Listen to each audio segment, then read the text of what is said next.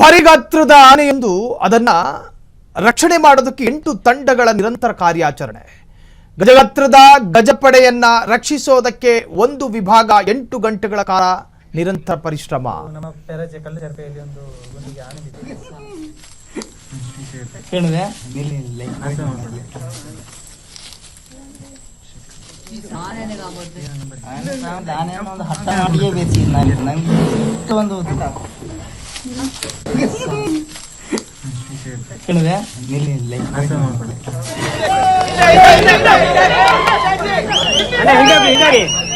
ಸುಳ್ಯದ ಒಂದು ಕಾಲು ಬಾವಿಗೆ ಆನೆಯೊಂದು ಬೀಳುತ್ತೆ ಆಕಸ್ಮಿಕವಾಗಿ.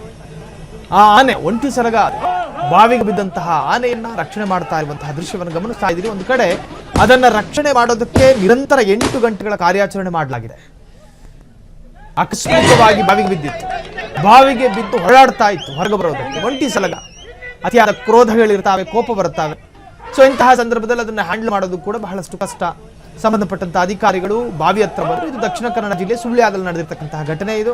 ಸೊ ಆನೆಯನ್ನು ರಕ್ಷಣೆ ಮಾಡೋದಕ್ಕೆ ನಿರಂತರವಾದ 8 ಗಂಟೆಗಳ ಕಾರ್ಯಾಚರಣೆಯ ಮೂಲಕ ಅರಣ್ಯ ಇಲಾಖೆ ಅಧಿಕಾರಿಗಳು ಯಶಸ್ವಿಯಾಗಿ ರಕ್ಷಣೆ ಮಾಡಿದ್ದಾರೆ. ಈ ಘಟನೆ ನಡೆದಿರುವಂತಹದ್ದು ದಕ್ಷಿಣ ಕನ್ನಡ ಜಿಲ್ಲೆಯ ಸುಳ್ಯ ತಾಲೂಕಿನ ಪೆರಾಜೆ ಗ್ರಾಮದಲ್ಲಿ. ಇನ್ನು ಪೆರಾಜೆ ಗ್ರಾಮದ ನಿವಾಸಿ ರಾಮನಾಯಕ್ ಎಂಬುವರ ತೋಟದಲ್ಲಿ ಕಾಡಾನೆ ಬಿದ್ದಿದ್ದು ತಕ್ಷಣವೇ ಸ್ಥಳೀಯ ಅರಣ್ಯ ಇಲಾಖೆಯ ಗಮನಕ್ಕೆ ತಂದಿದ್ದಾರೆ. ಕಾರ್ಯಾಚರಣೆ ಆರಂಭಿಸಿದ ಅಧಿಕಾರಿಗಳು ಆನೆಯನ್ನ ಹೊರ ತೆಗೆಯುವಲ್ಲಿ ಯಶಸ್ಸು ಕಂಡಿದ್ದಾರೆ.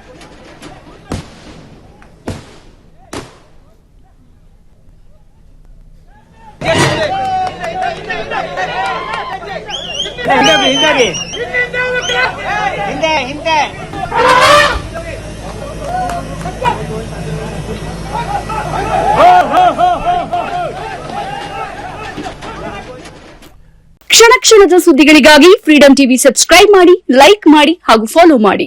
ಹೊಸ ಸುದ್ದಿಗಳ ನೋಟಿಫಿಕೇಶನ್ಗಾಗಿ ಬೆಲ್ ಐಕಾನ್ ಮೇಲೆ ಕ್ಲಿಕ್ ಮಾಡಿ.